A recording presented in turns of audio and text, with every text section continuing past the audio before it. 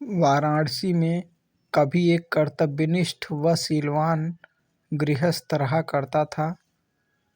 3 बेटियों और एक पत्नी के साथ उसका एक छोटा सा घर संसार था, किंतु अल्प आयु में ही उसका निधन हो गया। मरणोपरांत उस गृहस्थ का पुनर्जन्म एक स्वर्णहंस के रूप में हुआ। पूर्व जन्म के उपादान और संस्कार उसमें इतने प्रबल थे कि वह अपने मनुष्य योनि के घटनाक्रम और उनकी भाषा को विस्मृत नहीं कर पाया। पूर्व जन्म के परिवार का मोह और उनके प्रति उसका लगाव उसके वर्तमान को भी प्रभावित कर रहा था। एक दिन वह अपने मोह के आवेश में आकर वाराणसी को उड़ चला, जहाँ उसकी पूर्व जन्म की पत्नी और 3 बेटियां रहा करती थीं। घर के मुंडेर पर पहुंचकर जब उसने अपनी पत्नी और बेटियों को देखा तो उसका मन खिन्न हो उठा, क्योंकि उसके मरणोपरांत उसके परिवार की आर्थिक दशा दयनीय हो चुकी थी। उसकी पत्नी और बेटियां अब सुंदर वस्त्रों की जगह चिथड़ों में दिख रही थीं। वैभव के सारे सामान भी वहां से तिरोहित हो चुके थे।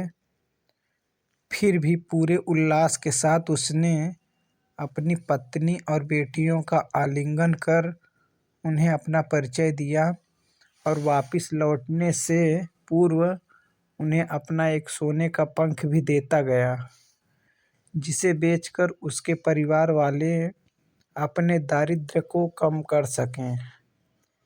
इस घटना के पश्चात हंस समय समय पर उनसे मिलने वाराणसी आता रहा और हर बार उन्हें सोने का एक पंख देकर जाता था।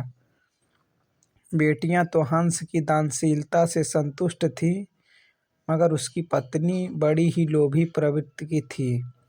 उसने सोचा क्यों न वह उस हंस के सारे पंख निकालकर एक ही पल में धनी बन जाए। बेटियों को भी उसने अपने मन की बात कही, मगर उसकी बेटियों ने उसका कड़ा विरोध किया। अगली बार जब वह हंस वहां आया तो संयोगवश उसकी बेटियां वहां नहीं थीं। उसकी पत्नी ने तब उसे बड़े प्यार से पुचकारते हुए अपने करीब बुलाया। नल प्रपंच के खेल से अनभिज्ञ वह हंस खुशी खुशी अपनी पत्नी के पास दौड़ता चला गया, मगर यह क्या, उसकी पत्नी ने बड़ी बेदर्दी से उसकी गर्दन पकड़ उसके सारे पंख एक ही झटके में नोच डाले और खून से लथपथ उसके शरीर को लकड़ी के एक पुराने में फेंक दिया।